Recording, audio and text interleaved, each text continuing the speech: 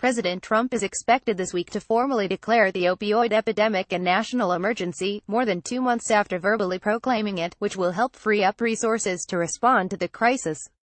The opioid crisis is an emergency, Trump said in August.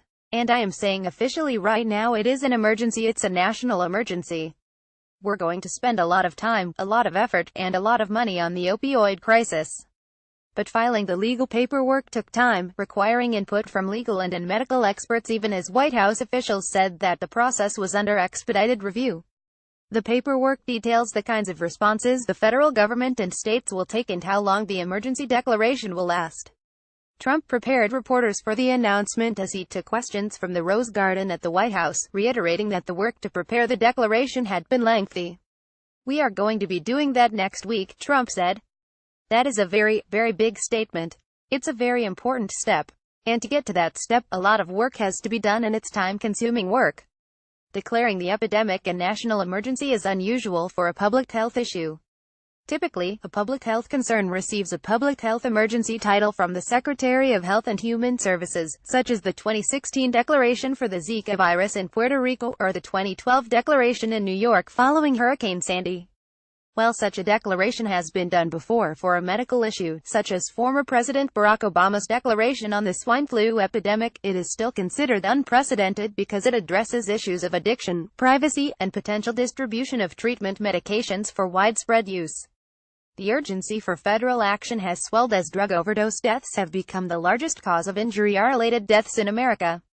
The latest available data on the U.S. opioid crisis by the Centers for Disease Control and Prevention show that in 2015 more than 33,000 people died of an opioid overdose, whether from prescription painkillers, heroin, or fentanyl. A CDC report published Thursday that dissected the data found that in recent years death rates from opioids in rural areas surpassed those of urban areas. The national emergency declaration is in response to a recommendation by the Commission on Combating Drug Addiction and the Opioid Crisis, which is overseen by Republican New Jersey Gov. Chris Christie and was created by Trump. "Our citizens are dying. We must act boldly to stop it," the commission wrote in its interim report. "The first and most urgent recommendation of this commission is direct and completely within your control. Declare a national emergency." Details of the declaration have not been released, but possibilities include providing over-the-counter naloxone, a drug that reverses an opioid overdose. It also could allow more doctors to prescribe drugs such as buprenorphine, which helps to subdue the withdrawal symptoms of someone with an opioid dependence. Some states that have declared emergencies have taken such steps. Another possibility would involve waiving certain rules that would allow more treatment centers to be reimbursed by Medicaid.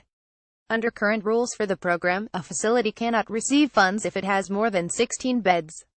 The Trump administration has indicated that combating the opioid crisis is a priority. Trump's Food and Drug Administration Commissioner Scott Gottlieb oversaw the agency's actions to have a powerful opioid taken off the market. Francis Collins, director of the National Institutes of Health, told the Washington Examiner in an interview in July that the Trump administration has allowed him to be particularly engaged in tackling the opioid crisis through developing new treatments for addiction and in researching alternative options to treat pain. First Lady Melania Trump also has been involved in the issue and has attended listening sessions with families affected by the crisis and with first responders, as well as a medical facility in West Virginia that cares for babies exposed to drugs during pregnancy.